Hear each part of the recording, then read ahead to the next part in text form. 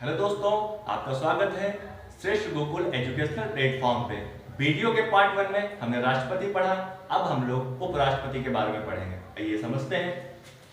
उपराष्ट्रपति अनुच्छेद 63 में दिया गया है। अनुच्छेद 63 में कहा गया है कि भारत का एक उपराष्ट्रपति होगा। अनुच्छेद 63 में कहा गया है कि भारत का एक उपराष्ट्रपति होगा। अनुच्छेद 64 में कहा गया है कि उपराष्ट्रपति राज्यसभा का पदेन सभापति होगा। उपराष्ट्रपति राज्यसभा का पदेन सभापति होगा। अनुच्छेद 64 यानी आर्टिकल नंबर 64 में कहा गया है। अब बात करते हैं इसकी योग्यता और निर्वाचन की। योग्यता और निर्वाचन अनुच्छेद 66 में दिया गया है और कहा गया है योग्यता में कि भारत का नागरिक हो और 35 वर्ष की आयु का हो और राज्यसभा का सदस्य बनने योग्य हो और किसी लाभ के पद पे ना हो। लाभ का पद वीडियो के पार्ट 1 में मैं आपको बता चुका हूं। अब बात करते हैं इसके निर्वाचन की। निर्वाचन भी अनुच्छेद 66 में दिया गया है और कहा गया है संसद के दोनों सदनों के निर्वाचित सदस्यों द्वारा अनुपातिक प्रतिनिधित्व की एकल संक्रमणीय मत प्रणाली द्वारा यानी कि अप्रत्यक्ष रूप से उपराष्ट्रपति का चुनाव होता है। अब बात करते हैं इसके कार्यकाल की।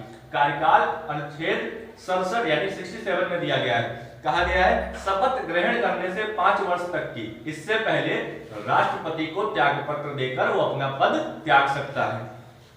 संसद के दोनों सदनों द्वारा साधारण बहुमत पारित करके उपराष्ट्रपति को अपने पद से हटाया जा सकता है, लेकिन ये प्रस्ताव राज्यसभा में सर्वप्रथम राज्यसभा में प्रस्तुत करना अनिवार्य है।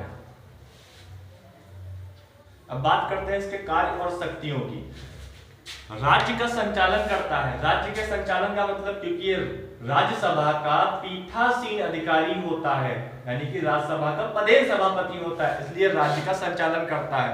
राष्ट्रपति की अनुपस्थिति में कार्यवाहक के रूप में कार्य करता है और जब ये उपराष्ट्रपति राष्ट्रपति के कार्यवाहक के रूप में कार्य करता है तब सारी उपलब्धियां और भत्ते उसको राष्ट्रपति के ही मिलते हैं।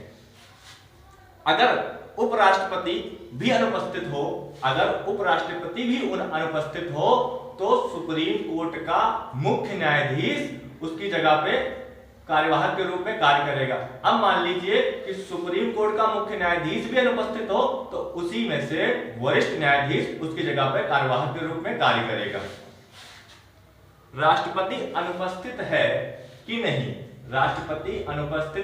नहीं, इसका निर्णय स्वयं राष्ट्रपति ही लेगा। राष्ट्रपति को अगर त्यागपत्र देना होता है तो उपराष्ट्रपति को देता है। उपराष्ट्रपति इसकी सूचना लोकसभा के अध्यक्ष को देता है। डीयू यानी कि दिल्ली विश्वविद्यालय के कुलपति जो होता है, दिल्ली विश्वविद्यालय का कुलपति भी उपराष्ट्रपति होता है। उपराष्ट्रपति के 20 प्रस्तावक और 20 अनुमोदक होते हैं और राष्ट्रपति के 50 प्रस्तावक 50 अनुमोदक होते हैं।